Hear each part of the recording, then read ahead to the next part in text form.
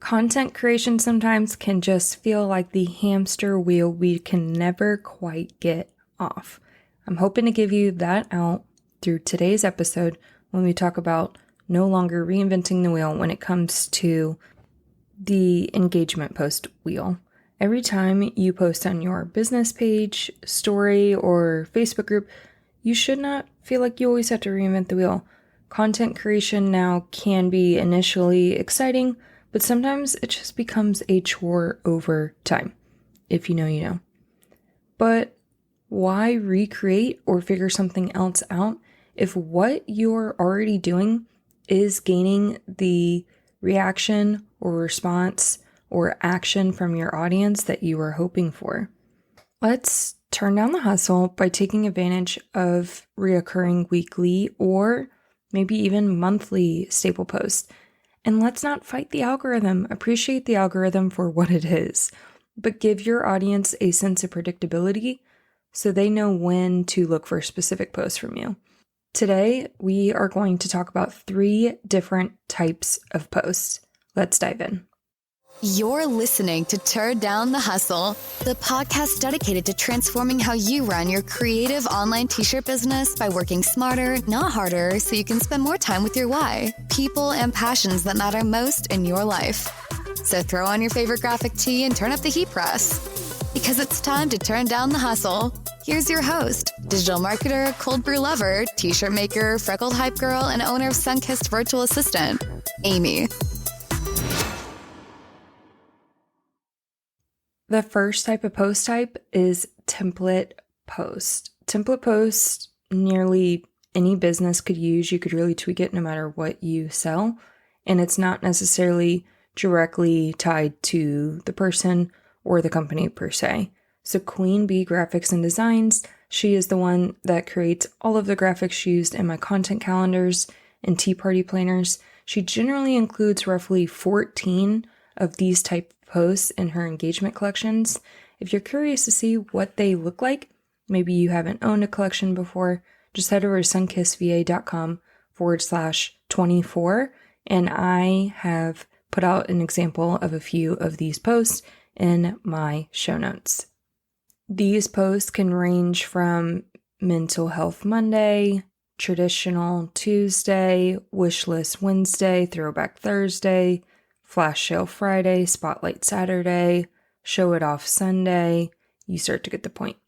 So I recommend you schedule these posts in your group and observe it for 1 month, or maybe even 2, and figure out which of these templated posts elicit the most response from your audience. Once you have identified the maybe 1 to 2 best performing template posts, then I want you to move these to occur every week. And if you want a super simple way to make these occur every week, I want you to check out episode 20, where we talked about admin assist in your Facebook group, and it's all about different tools that you can use. I break down what admin assist is and how you can use it. And for these type of posts, admin assist would be perfect. So I'll give you 2 really popular templated posts to start thinking about first. The first one is Wear It Wednesday.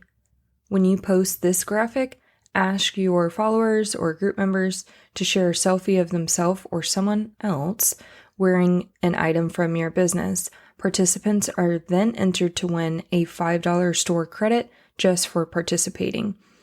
But why I also really like these templated posts, or this one specifically, is that their submissions could also double as marketing content. It's a win-win. Make sure you ask for permission though before resharing their photo on social media or website if you don't have that included in your terms of use on your website. Another idea for a templated post would be Fast Finger Friday. You could reschedule this one every Friday, and the way I like to do this is just pick one screen print that you currently have in stock and you're trying to destash, and you will set a price for these items. Maybe you only have so many available, like you have 3 of this print. Then you say the first person gets this print and a mystery color tee for $18. The second one to comment gets it for $19, and then the third one gets it for 20. So they have to be quick. So it's kind of like a fun engagement, but then also a way for you to make money as well. I've also done this where maybe I've had multiple prints available of different designs. Maybe I would do no more than 4 designs at a time. So you post all 4 designs and you tell them how many of each that you have, but the same logic still applies. So first one to comment gets it for 18, 19, 20, even if their design is changing. Template posts are a great way to start getting off that engagement post hamster wheel without too much effort.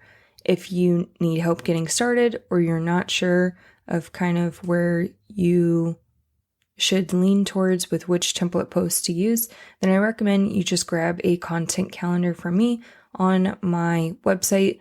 All of those themes are going to include templated posts. So here's your homework. You ready? For each post type, I'm giving you some homework. So if you can write it down, great. If not, you can just check out the show notes after this episode ends, and I will have it all broken out for you. Head to sunkissva.com/24 for these show notes. Okay, the first set of homework. I want you to schedule at least 14 template posts each month for 2 months and analyze which ones get the best response and adopt that as your weekly staple post for the next 2 months, and then switch it up as required. So I like to switch up my template posts in my group every few months or so. So my audience is expecting something consistently each week, but they get to change up the prompts and see something different from me. Moving on to post type number 2 would be personalized posts. So if we have templated posts, super can on one end of the spectrum, personalized posts would be on the complete opposite side of the spectrum.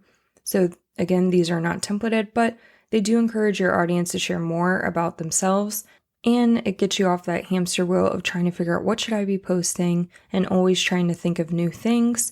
This is just a set it and forget it.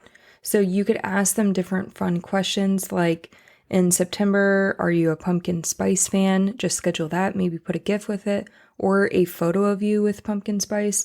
Or maybe if it's in June, asking them, are you ready for summer break, or what are you already doing on summer break? And then maybe pull a photo of you from last year from summer break and show what you were doing this time last year. That way you can put some personalization to it. But what you can do is just schedule these all in advance. And they're really fun questions. People love giving their opinion.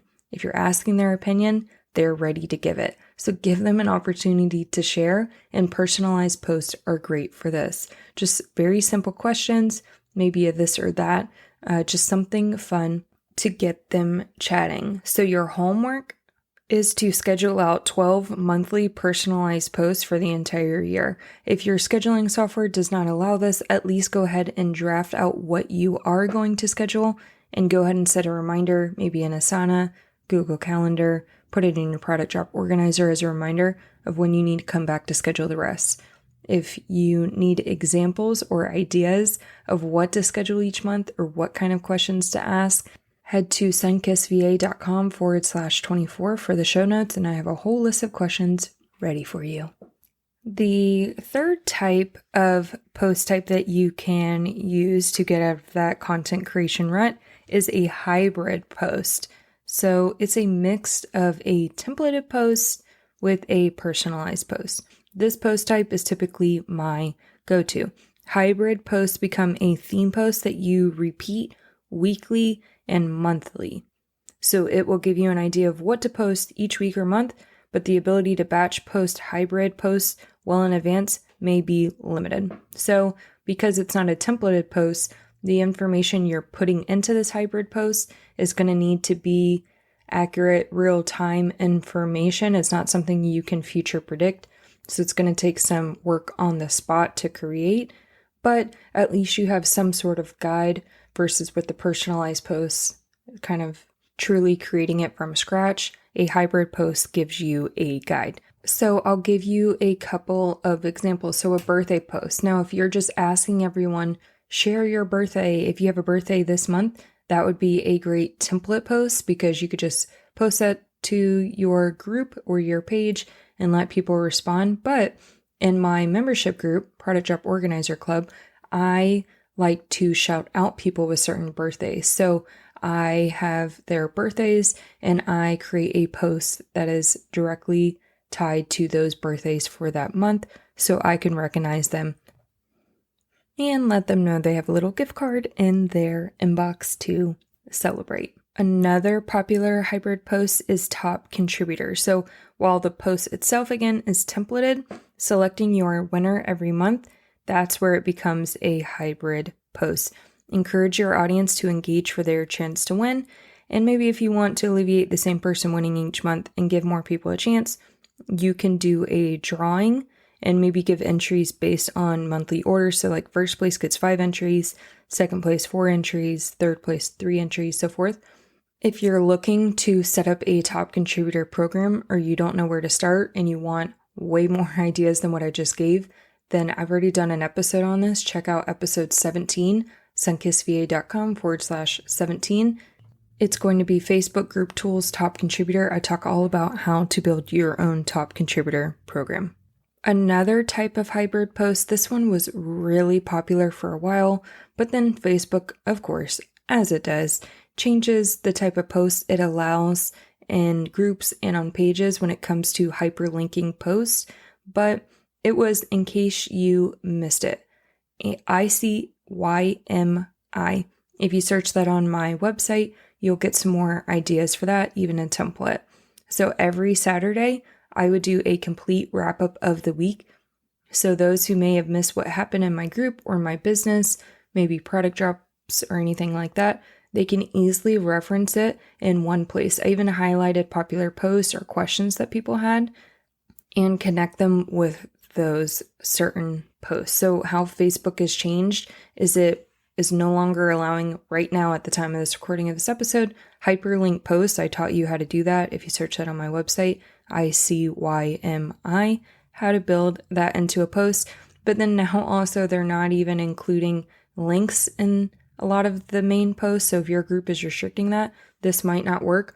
Or you could still do a full write-up of ICYMI, or in case you missed it, post, and give them a full kind of like summary wrap-up for the week, and then just tell them check the first comment for all the links. And you could still use this strategy in hybrid posts. You just got to get a little bit creative based on the tools provided. You could also take some of those templated posts and create them more into hybrid posts. So it's not just set it and forget it. So for a while, I was rotating in what would you do Wednesday? So I would give them a certain instance and ask them, what would you do in this situation? You know, kind of like those TV shows where you're like watching the reality shows or they're like getting punked or something. And it's like, oh my gosh, what would you do in this situation? Asking those kind of questions, because we do that a lot in the military. It's called chair flying the mission. So you're kind of walking through step by step and making sure everyone knows how they would execute if this were to happen. So if you're likely to see that scenario in the air, you're better prepared to address it because we've already worked through it. So that was kind of the idea behind what would you do Wednesday.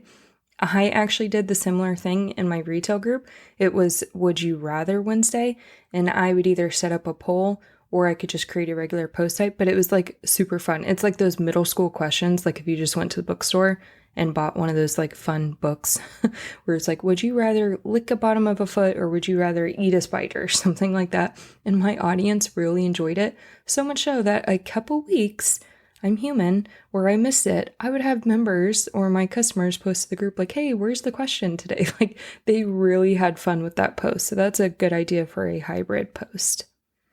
So your homework for hybrid posts is choose one weekly hybrid post you want to try. Again, I recommend trying out the in case you missed it, if you can keep up with it, or maybe just do it monthly and commit to scheduling it every week or every month. So just try it for 1 month at a time and see how your audience responds. So let's wrap this episode up. So if you want to get out of that content creation rut beyond a content calendar and you're wanting to change up kind of the posts you're providing to your group, I don't want you to stay stuck. If you stay stuck and you do nothing, that's worse than just getting something out there, getting it posted, and just try. or you're not maybe in a position where you can invest in a content calendar, or you're not to that level where you want to start using one where you're making a post each day. So this episode is a great place to start with either those template posts, personalized posts, or hybrid posts. You can get started for free. I know you're juggling a lot of things within your business, not to mention juggling life as a whole, whether it's wifehood, if that's a word, wifehood. I'm recently engaged, so I'm still learning the terminology. Wifehood, motherhood, your 9 to 5, or maybe you're trying to remember if you gave your dog's heartworm medicine this month and flea and tick or not, or if that was already last month. Maybe that's just me. But there's a lot going on. But engaging with your audience and scheduling posts is not as complicated or as scary as you think it may be. It's quite simple. Just pick something and go with it. If you find something that works too, don't move on to the next shiny penny. So if you find a templated post that they are responding to, like Wear It Wednesday, don't get your wheels all spun up about trying to figure out another templated post. You've already seen that this works. Let's keep doing what's working. I can't wait to hear what post type you try and how your audience responds. It's time to wrap up another incredible episode of Turn Down the Hustle. I hope you've enjoyed today's episode and found some valuable insights to fuel your journey. Don't forget to visit sunkissva.com/podcast to access the show notes for this episode. You'll find all the links mentioned in today's discussion, along with actionable tips and resources to help you implement what we've discussed. Lastly, make sure to hit that follow button so you never miss another episode. I'll be here cheering you on and sharing more inspiration and strategies to help you turn down the hustle and work smarter, not harder. I'm so honored to be a part of your journey. Until next time.